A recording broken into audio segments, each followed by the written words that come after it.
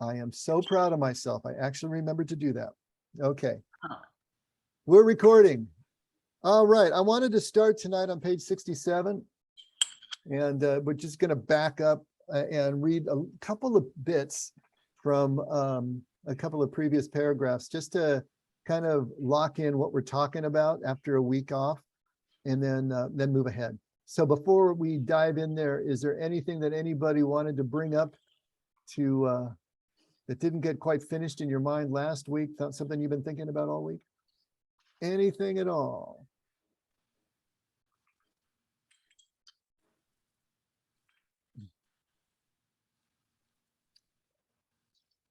Okay, so we've been in this chapter, he segued from the first half of life and talking about that as a transition into the second half of life. He's talking about the tragic sense of life in this chapter. He is now starting to build the case that there has to be the descent before the ascent. There has to be that event in our lives that kind of stops us in our tracks. If we've done a good job building the ego container of the first half of life, there has to be a moment where we start to see the limitations of that egoic container and then start to work to deconstruct it also in a healthy way. So as he's been starting this chapter on the tragic sense of life, he built that case that there really is a tragic sense of life. And then the section that we're on right now is called Stumbling Over the Stumbling Stone. And so now he's talking about that actual time, event, situation, occurrence in our lives that actually becomes that sort of block wall. That's that thing that alters the familiar, alters the way that we've been looking at life. And if it's starting on page 67 in the first complete paragraph, he says, it seems that in the spiritual world, we do not really find something unless we first lose it, ignore it, miss it, long for it, choose it, and personally find it again, but now on a new level. So he's going to talk about this concept here. Just like Jesus said, if you want to find your life, you have to lose it.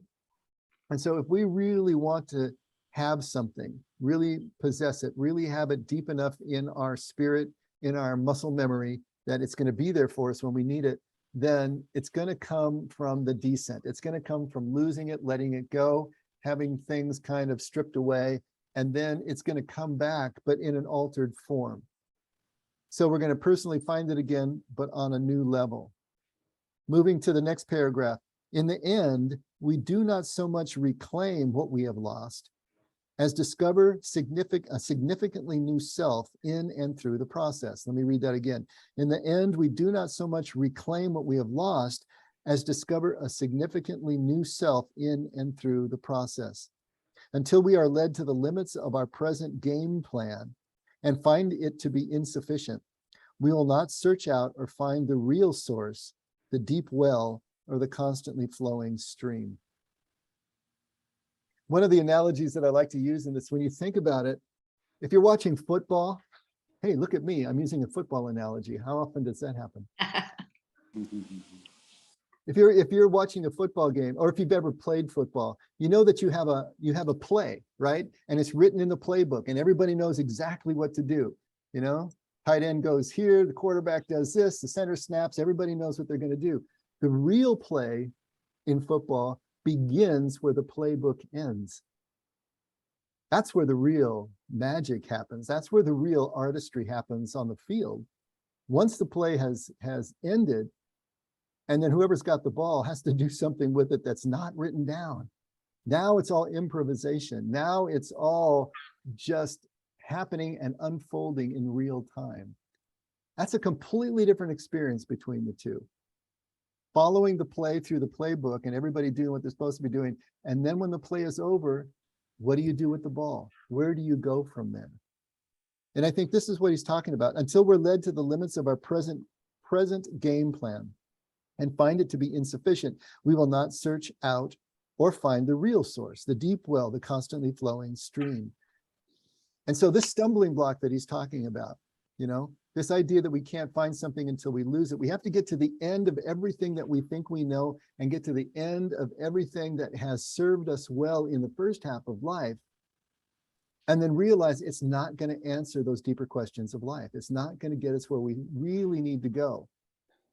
Or a trauma or something has hit us that is so severe that we realize that the worldview that we had, the belief system we had, is no longer sufficient to deal with the grief and the sense of loss and everything that we're going through right now. And we need something more.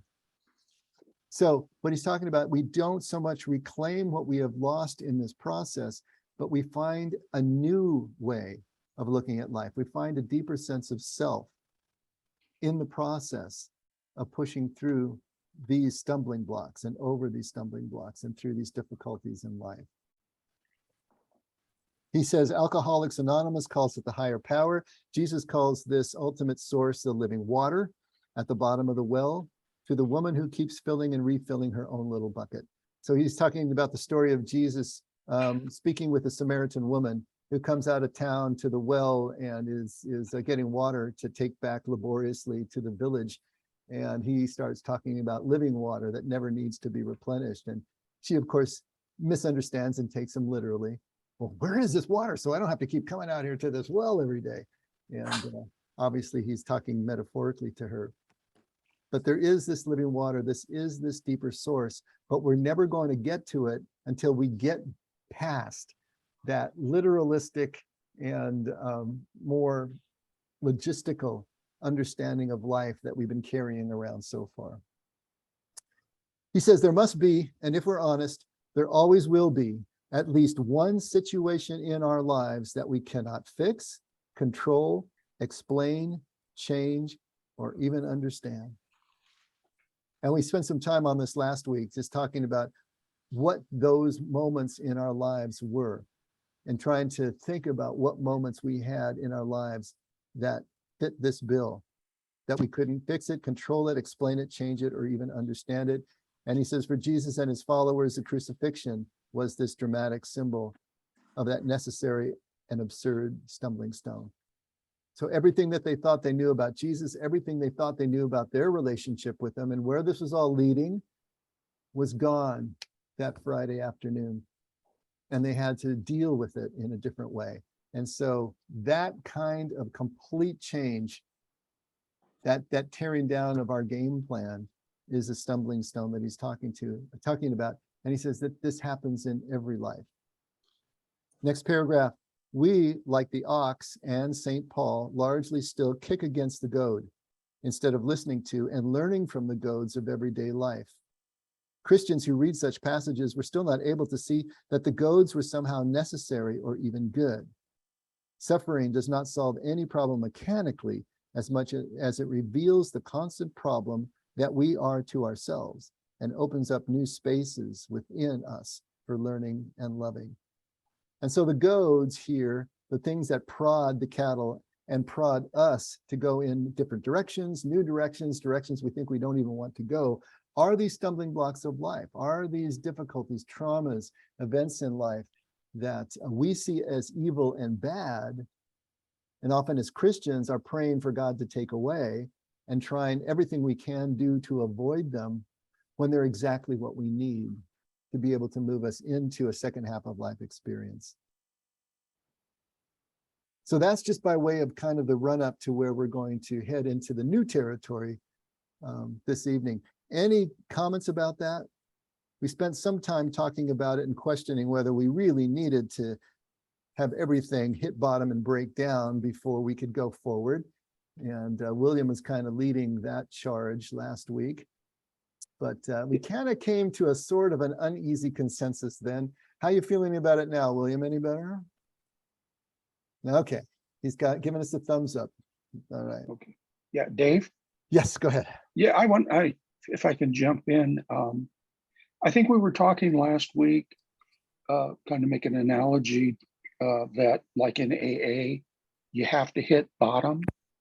And so over the week, I was kind of Googling around about hitting bottom or what are the benefits of failure, and what that can do for us in this journey. And I came across something interesting.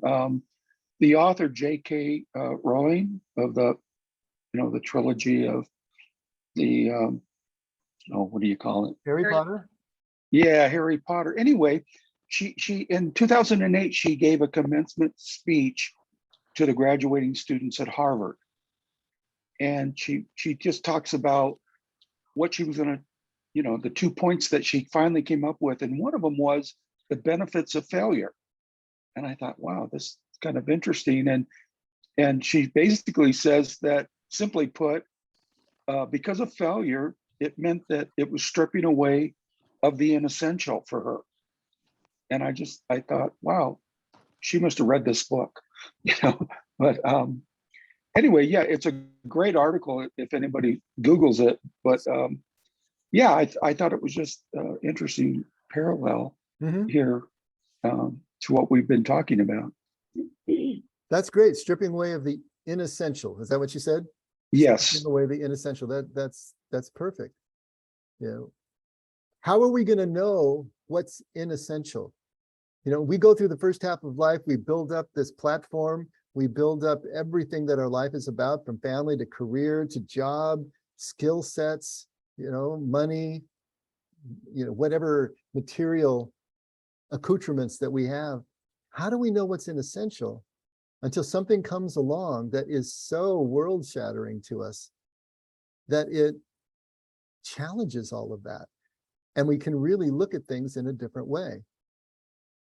I mean, I don't want to put too fine a point on it, but I would imagine what Jackie is going through right now is one of those moments where everything is being challenged. For Nina right now, suddenly being diagnosed with stage 4 cancer, that's got to be the same kind of experience. And to maybe a lesser degree, just me and all of us just being attached to Nina and going through this with her, it's also really challenging in that way. And so it does show you and then strip away the non-essential, because you realize it pales in comparison to what is being shown you at the moment. Hey, Yeah. this is pretty apropos for me. In fact, I was talking about it earlier today. One situation in our lives that we cannot fix, control, explain, change, or even understand. Suffering does not solve any problem mechanically as much as it reveals the constant problem that we are to ourselves, and opening up new spaces within us for learning and loving. And I have struggled in my relationship with my daughter for years. And every time I come here, I think that it's going to be better this time. That this time, we're going to get along. And this time, we're not going to argue, or she's not going to get mad at me or resentful. What I'm struggling with is, I don't know how to fix it. I can't control it. I can't even explain, what resentment she's carrying toward me, but I seem to be her scapegoat. And what I'm trying to figure out is, what am I supposed to be learning? And what is it that I'm supposed to do from this point on? I can't do for her, but I want to do for me, in this journey, in this falling upward journey, and trying to understand, where do I go from here? Because, I'm getting hit with, these decisions of how often I should come, or should I come at all, and where am I going to end up? And, and so as I read these things, it applies in my life in a very personal, very hurtful way. And I'm stuck. I'm really stuck with what's my part? How do I go forward? I keep doing the same thing over and over, expecting a different result.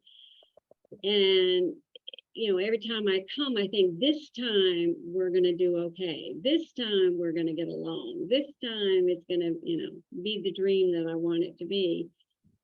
And it never is.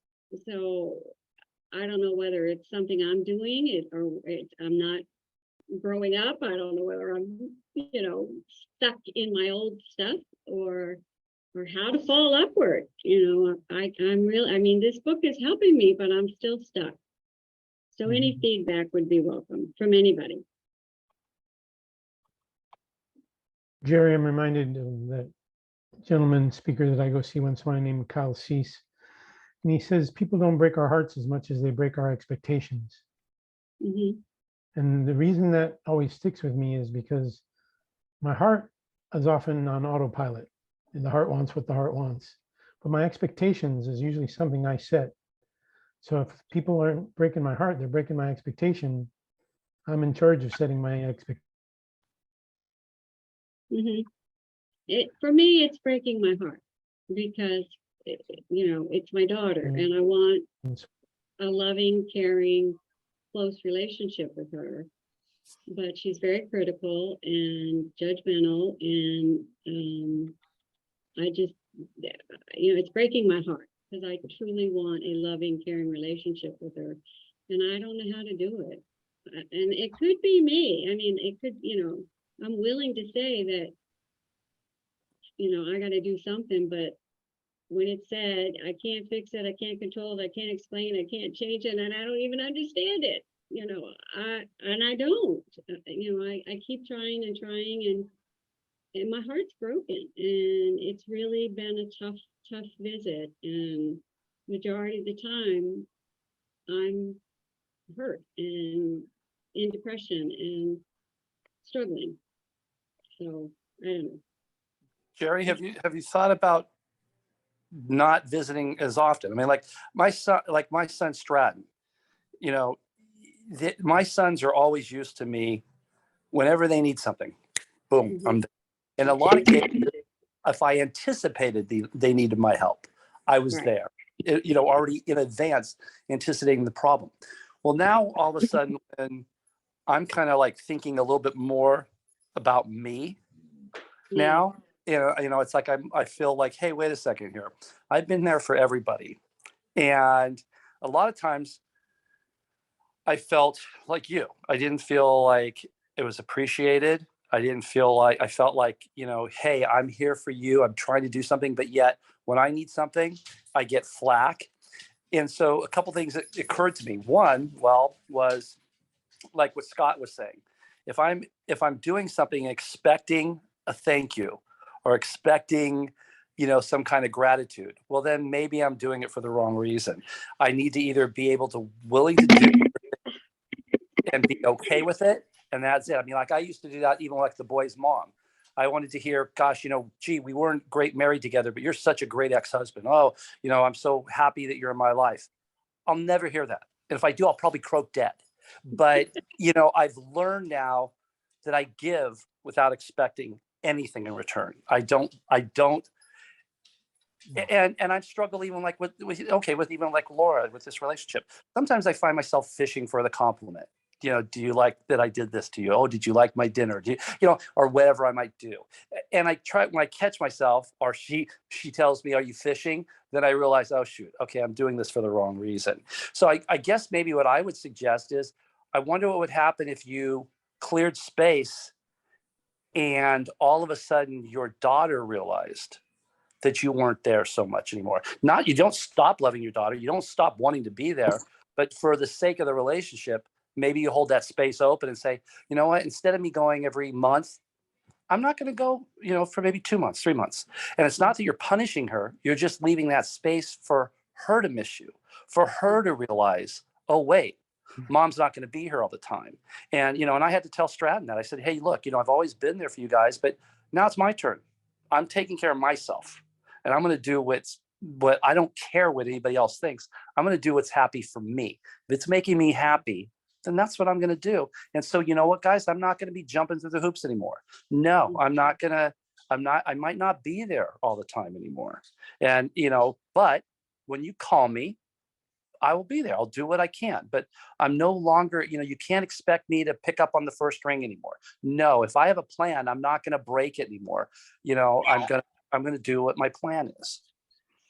So it's just maybe a suggestion, because I don't think if you pull back a bit and you do it with the right heart, you won't feel guilty about it, because you're doing it to allow your daughter the space to realize what she's got in you, Yeah. if that makes sense.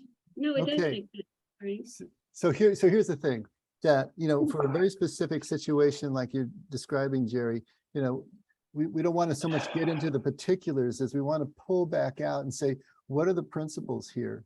That the second half of life experience is pointing us toward, even in a situation like yours. And the first thing I'd like to say is just that I think you have all the tools you need from your Al-Anon prowess, and you need to start just bringing those to bear. But what the second half of life experience is going to really take us toward is to stop looking for fulfillment from outside of ourselves, even within families and even within careers and things that have been so precious to us, and start finding the fulfillment from within that allows us to be able to deal with circumstances, situations, and relationships that we can't change. Because that's really what we're talking about here.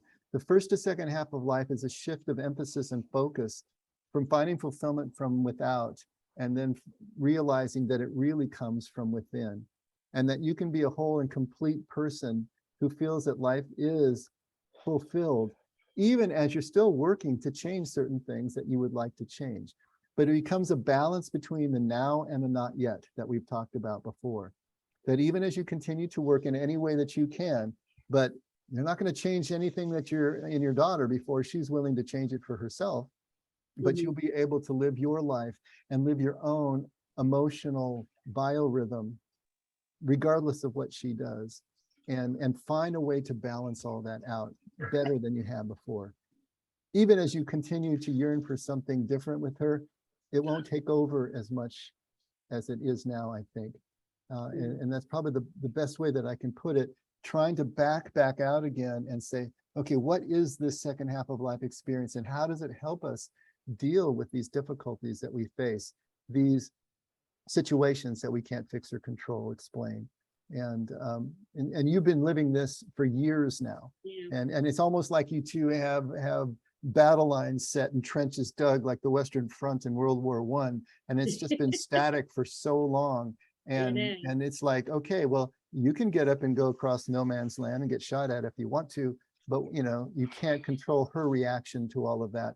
And so at this point, when you come to something that you can't control, you just have to accept that you can't control it and stop trying to, and look for where this leads you in terms of finding something within that allows you to live that acceptance with grace. And I think that's where you're headed to at some point in this. So maybe this static battlefront that you have is going to finally be that stumbling block where you stop trying to do things in the way that you've been trying to do them all these years and find a completely different direction. But I think that's the best point we can put on it right now, in the context of this study. No, But, that makes sense. Thank you. Thank you all. Appreciate it. I yeah, do. and I understand why your heart is broken, but also, like Scott says, your expectations are being broken too, because you expect something different. And that may be another wave front for you to take a look at as you go forward. I wasn't sure with my Wi-Fi kicking out whether you got the end of that comment, but it sounded like you got the end of my statement before I got kicked off. I think so, yeah. And I didn't know you got kicked off, but okay. Let's go to page 69 and let's pick it up in the second full paragraph there. And he says that sometimes it seems that half of the fairy tales of the world are some form of Cinderella, ugly duckling, or poor boy story, telling of the little person who has no power or possessions, who ends up being king or queen, prince or princess. We write it off as wishful dreaming, when it is actually the foundational pattern of disguise or amnesia, loss and recovery. In other words, what he's saying there is every single one of us is that Cinderella, is that ugly duckling. Every one of us, every baby that's born into this world, comes in a human disguise, but there really is this deeper self inside of us, as if frozen in that block of ice that we like to talk about, or at least I like to talk about, and that is who we're trying to uncover. And just as those fairy tales are telling that same story, and so many of our movies and novels are telling the same story of someone who doesn't realize their real heritage, doesn't realize their real prowess, doesn't realize whatever it is about themselves. And through the course of events they do, that's the human story. That's what each and every one of us is doing from birth through death, and in cycles within cycles all the way through. Every beauty is sleeping, it seems, before it can meet its prince. The duckling must be ugly, or there will be no story. The knight errant must be wounded, or he will never know what the Holy Grail is, much less find it. Jesus must be crucified, or there can be no resurrection. It is written in our hardwiring, but can only be heard at the soul level. It will usually be resisted and opposed at the ego level. My own spiritual father, Francis of Assisi, says in his testament that when he kissed the leper, what before had been nauseating to me became sweetness and life. He marks that moment as the moment of his conversion and the moment when he, quote unquote, left the world. The old game could not, would not work anymore. That seems to have been the defining moment when he tasted his own insufficiency and started drawing from a different and larger source and found it sufficient. Apparently even more than sufficient.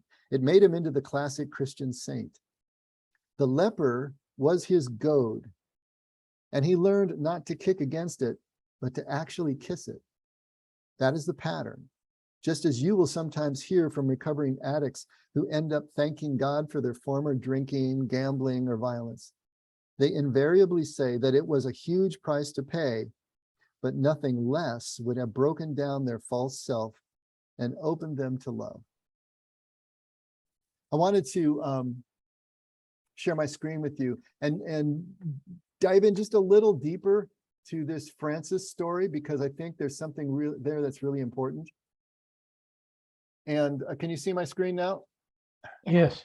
Now, Scotty's going to say it's too small, but that's the best I can do right now. So if you can't squint and see this type, just listen along. This is a short article on this same moment in Francis of Assisi's life, which comprised of 3 major events that may have been all conflated and turned into one event. But just kind of listen and see if this puts a finer point on what he's talking about here, what Rohr is talking about here, in terms of the stumbling stone, in terms of these events in our lives that break down everything we think we know and can catapult us forward if we're willing. Francis of Assisi, A Period of Crisis, Embracing the Leper.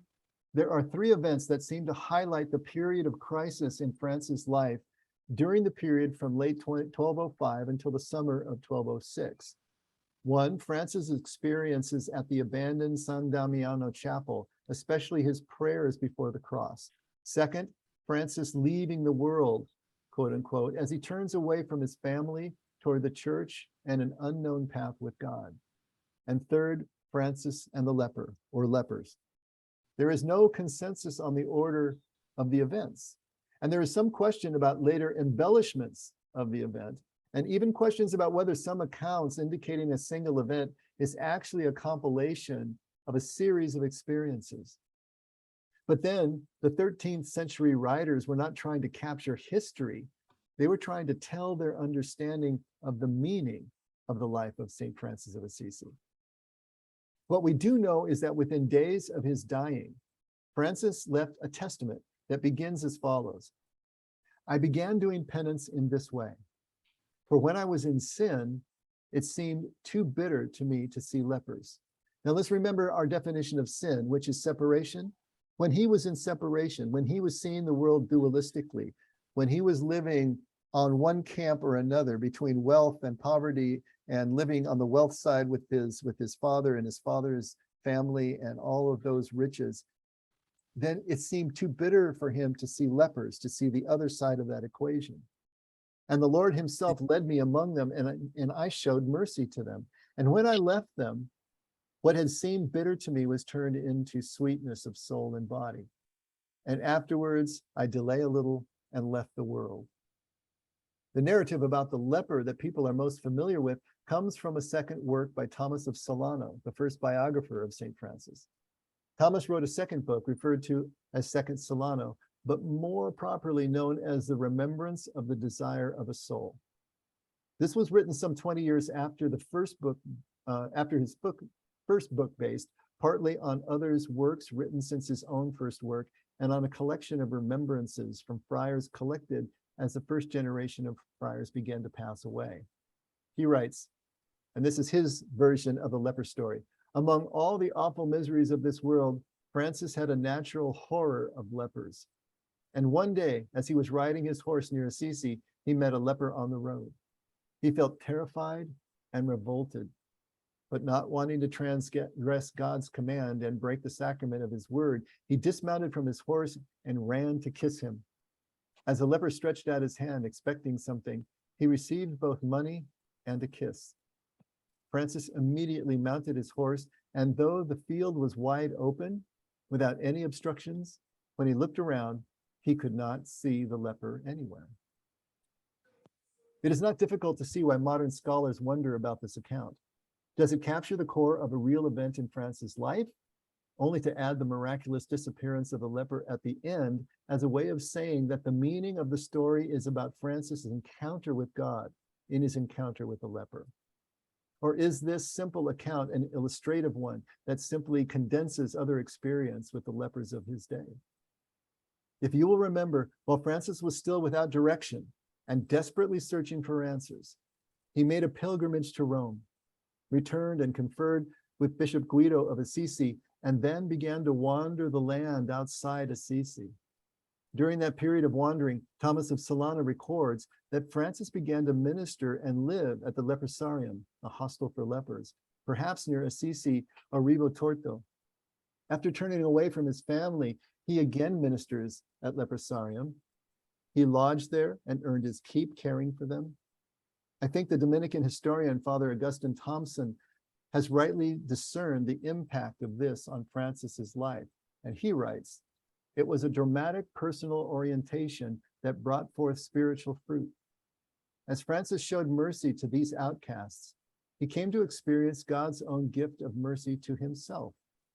As he cleaned the lepers' bodies, dressed their wounds, and treated them as human beings, not as refuse to be fled from in horror, his perceptions changed.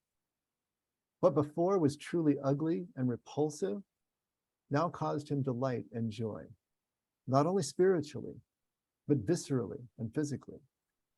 Francis' aesthetic sense, so central to his personality, had been transformed, even inverted. The startled veteran sensed himself by God's grace and no power of his own, remade into a different man. Just as suddenly, the sins that had been tormenting him seemed to melt away. And Francis experienced a kind of spiritual rebirth and healing. Not long after these encounters, later accounts tell us, perhaps in allegory, that Francis was walking down a road and met one of these same lepers. He embraced the man in his arms and kissed him. Francis's spiritual nightmare was over. He had found peace. What's at issue here is the thing that horrified Francis the most in his current worldview, became the stumbling block, became the goad, became the transforming series of events in his life that broke him through into a completely different understanding of what this whole thing is all about. And that's what we're being asked to take a look at. What are the events in our lives? And as we come up to new events that are really challenging us, to see them for what they are. Because when we're challenged with a new event that is something that we can't control, fix, or explain, how are we going to handle that? Are we going to kick against it? Are we going to try to avoid it? Are we going to fight it? Are we going to pray God to take it away? And therefore have it not change us at all? Or are we going to see it for what it really is and what it can do in our lives if we just go ahead and kiss the leper and embrace it? That's the real question here. And if we can start to see life more like that, it answers a lot of questions about evil in the world and why things have to happen this way and why bad things happen to good people. All these questions we ask, and we start to see a process of becoming, even in the difficulties that we face. And that's not to say the trauma is going to be any less, but if we can see purpose in it, it can help us to move through and start to gather the second half of life experience. Okay, I just did a lot of talking. Any reactions to any of that? That was great, Dave. I made things so clear. Thank you. Okay, cool. Did I confuse anybody else though? It reminds me of the because I saw this movie, it was back in the 70s or 80s, but Father Damien, who stayed at the leper colony In in Molokai? Molokai Uh-huh. and took care of them. These are saints. Okay, so I'm very literal. I took this literally. I will not go up and kiss a leper, but I will not, I don't find it abhorrent, or I will not shun it. Just like here comes monkeypox, right? I haven't seen it yet. Here comes COVID. We take care of kids with COVID, but we gown up. We put our gown. We will not abandon them. We will take care of them, but I need to do it to protect myself as well. Okay, And everybody, also- Ellen's a medical professional, in case you didn't know. So this is where she's coming from now. Oh, yeah. So also, I don't want to bring it home to my kids, my family, my parents. So here comes a point where it's not, I don't see it as all or nothing. Either kiss a leper or you don't kiss a leper. It doesn't mean you are repulsed by it. You know, not, so that's where I struggle. I will not come up and kiss the leper. I will probably, with my gown and my gloves and shield, I'll give this person a hug because probably they haven't been hugged for 20, 30, 40 years. Mhm. Mm, Well, we got to make sure we don't take these things too literally now, Ellen. yes. You know, Yes. First of all, we don't even know if Francis kissed a leper. That may Right. be the metaphorical way of talking about the way he embraced them as fellow human beings and cared for them with that kind of love and commitment and presence. But yes, we're not supposed to put ourselves in harm's way or those that we're going to be encountering afterwards in harm's way. And of course, kissing the leper is becoming the shorthand now for any situation that you find yourself in, or we all do, that we can't control, fix, or explain. How do we Right. handle it? Will we embrace it? Will we move through it? Will we let it transform us and teach us? Or are we going to run screaming from the room?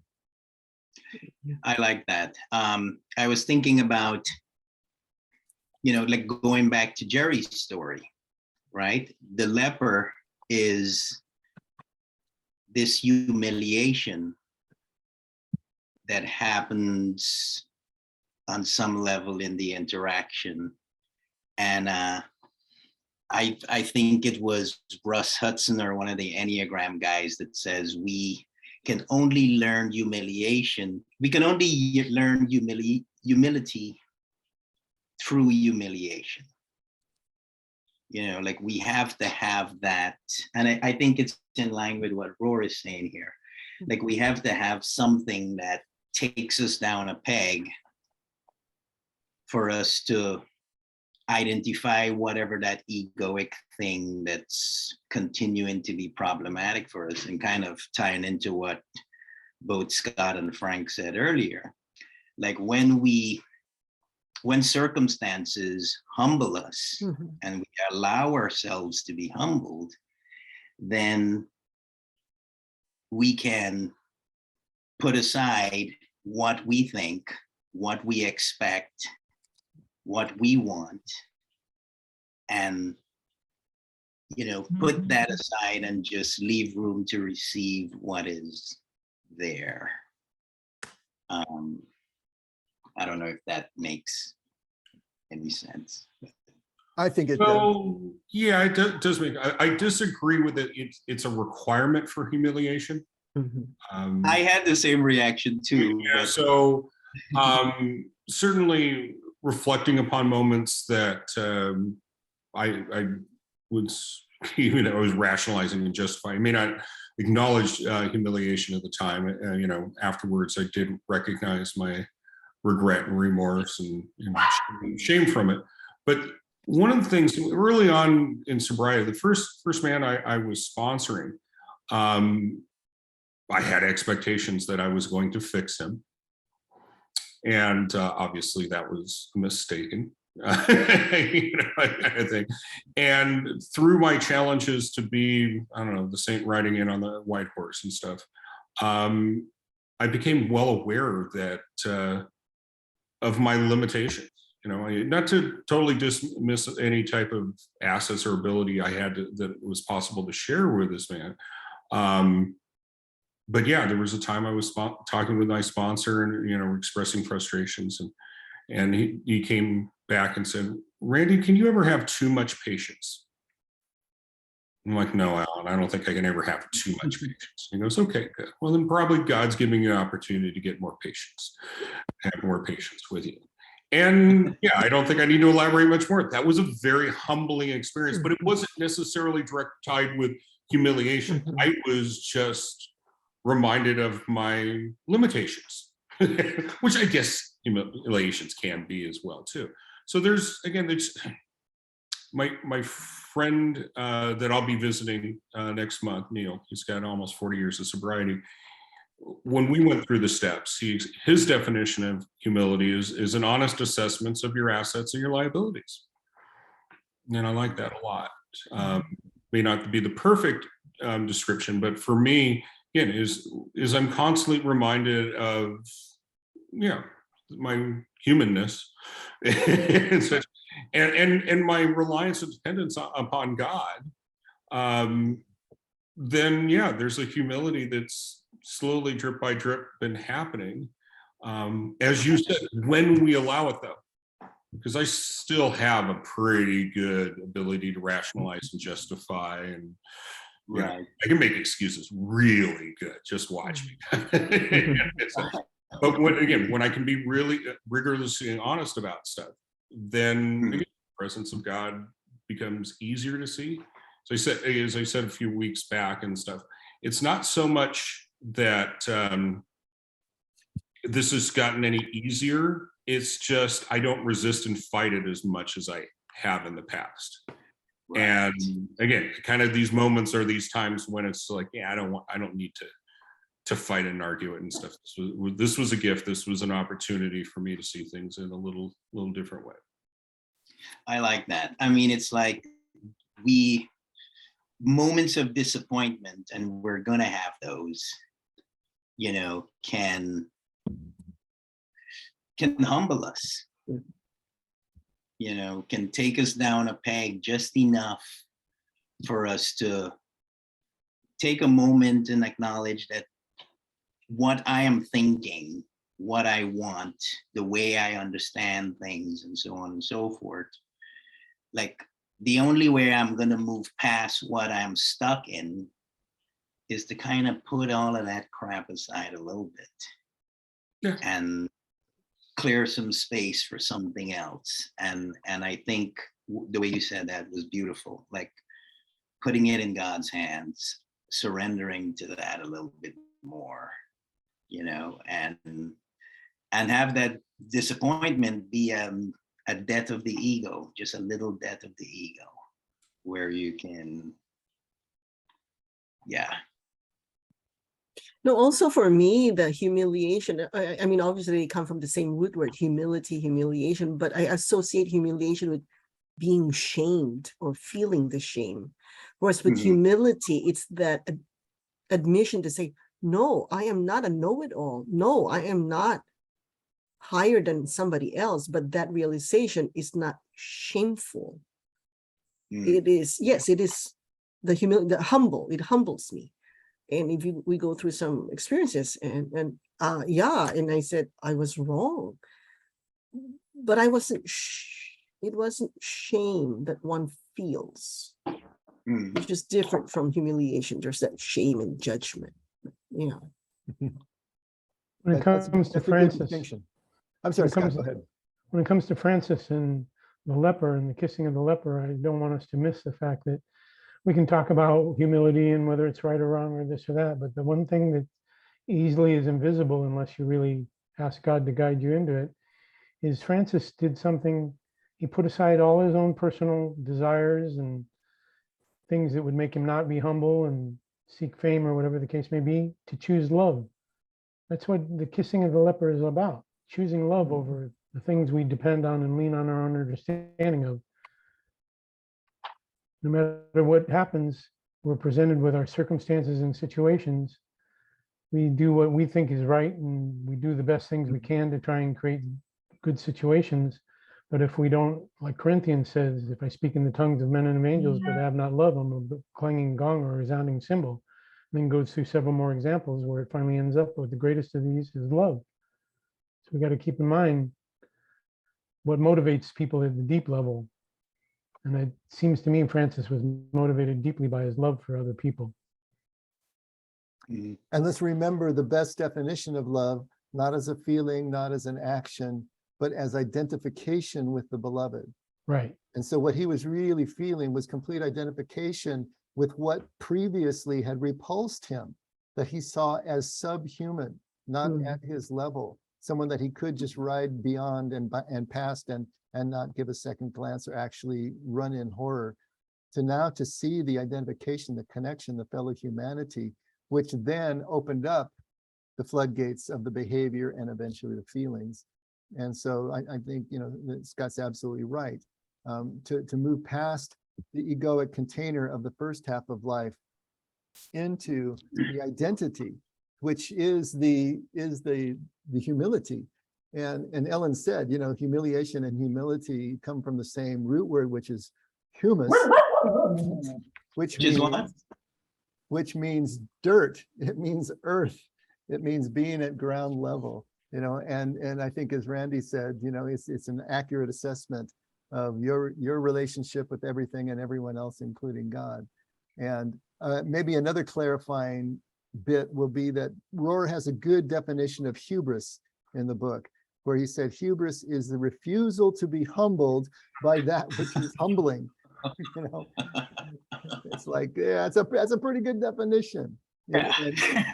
If we don't refuse to be humbled by that which is humbling, and maybe even in our own assessment humiliating, that is the breakthrough that we're talking about. And it takes something that is that strong, that humbling, even humiliation subjectively, whether it was intended that way or not, to help us to break through and stop refusing to be humbled and to see what the real relationships are all about. Dave, Yeah. I just wanted to share, obviously, I understand there'll always be at least one situation in our lives we cannot fix, control, explain, change, or even understand. Obviously, for me, June 19th, 2001 was that thing that just turned my world upside down.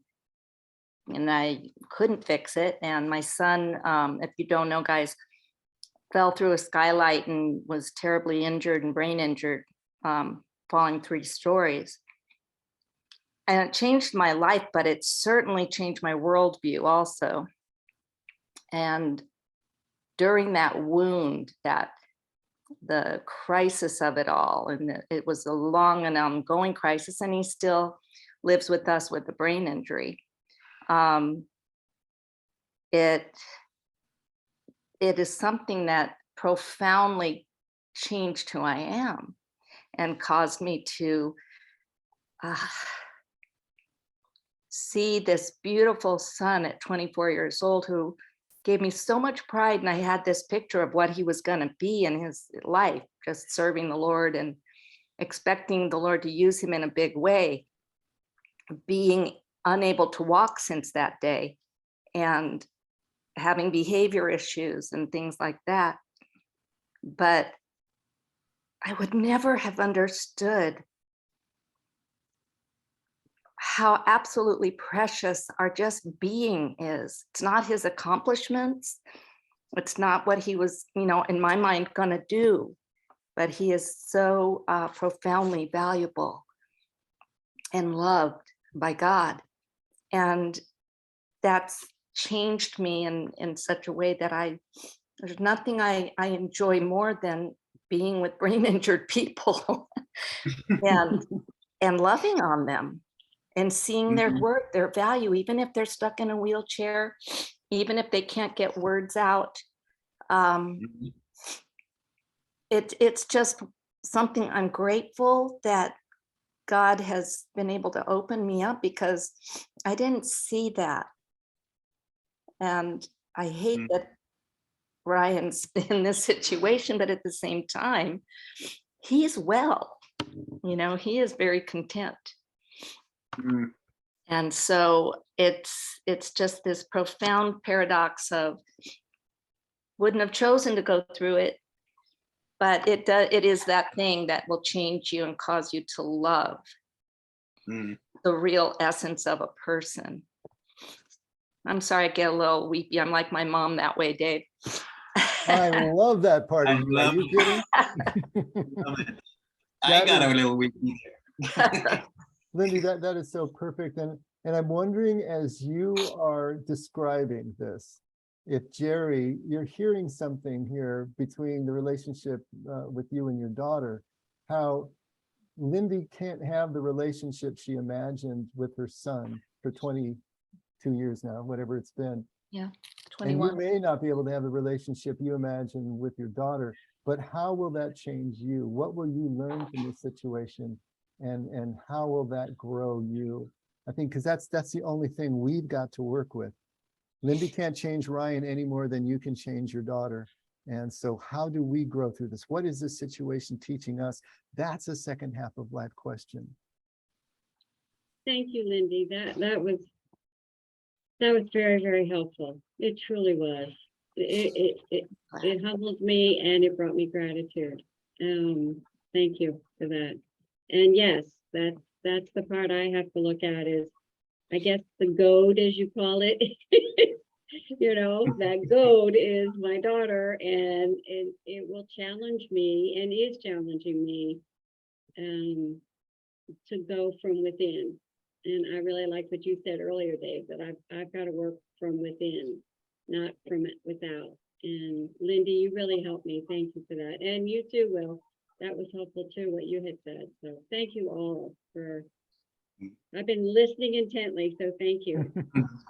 Now, don't let anything that we're saying here give you the impression that this is going to be easy or, Oh, no. or easier because we have this understanding somehow intellectually. It's going to be as hard as you can imagine. And if it weren't that hard, it wouldn't have the power to do what we're talking about here in terms of breaking this down. And so it's going to be wrenching. Talk to Lindy in more detail about what they went through, especially in those early years. You just heard what Jerry's going through right now and how heartbreaking it is. Talk to Jackie about what she's going through, and Nina, and every one of us who's been through heart-wrenching things. It's difficult, and you wouldn't wish it on your worst enemy, and you don't want it for yourself. But when it does occur, you don't go looking for it, but when it does occur, if we can keep this in mind and continue to press through and look for how it's changing us, rather than continue to kick at the goads and try to get it away, amazing things can happen. And you can look back on it later in the rear view and be grateful, just like the alcoholic can, for being an alcoholic, because it was what was needed to get them where they are now. But that'll be years down the road. In the meantime, it's going to hurt. So I just want to make sure that we're not trying to whitewash this thing in any way. No, I got it. All right. Thank you. Yeah, go ahead. Nope, that was it. That was it. Well, I think that is, we can't follow Lindy. We're done. So yeah. Thanks, Lindy, for being so transparent there. And all of you, as always, we'll pick it up here next week. Scott, can you give us a closing prayer? Sure. Father God, we're so grateful to be here with you and continue our learning and continue to enjoy each other's company and presence and get a taste of what you meant when you created fellowship and brotherhood and family and the connections that we go through. We're really seeking to figure out how to do this better, to be a benefit to ourselves and our families and our fellow travelers on this life journey, Lord. So we pray for your wisdom, your discernment, and your heart, Lord, when dealing with other people. We lift up Jackie and her family with what they're going to be going through over the next week or two and the months to come as they go through their adjustments, and Beth and Brady, and thank you, Lord, for getting them out of harm's way, and continue to watch over them, and Angelo and Nina, and just there's so many, we can go down. We all have some kind of affliction or know somebody with some kind of affliction, Lord. So we trust that you know all these things before we even speak them. So we just want to say how grateful we are. We love you. We thank you. We pray all this in Jesus' holy name. Amen. Amen. Amen. Amen. Okay, everybody. So Friday night soak, if you're here in the local area, 6:30 for potluck dinner and 7 o'clock for the music. And then of course, Sunday morning as well. And only because Jerry asked for it, we'll stream Friday night. So if you want to tune in and watch us do what we do, that'll be great. And then of course, streaming again on Sunday morning. So Great. That's we'll awesome. see I you all can't very wait to soon. watch it. All right. All right. Bye, Good- everybody. Good night, everyone. Good night, Thank everybody. you. Bye-bye. Good night. Good night. Bye. Good night, guys. Good night, everyone. Good night, Jackie. Good night. Thank you. Good night. All right. See you Night. soon. Good night, Sherry. Good night, guys. She clicked off that fast. I couldn't even say good night. Good night, Scotty. See you on Scott. Friday night, guys. Okay, See ya Friday Friday. night. Love you Jordana, guys. Bye. Linda, we'll see you guys Friday night as well. See you Friday as well. Okay, bye-bye. Bye.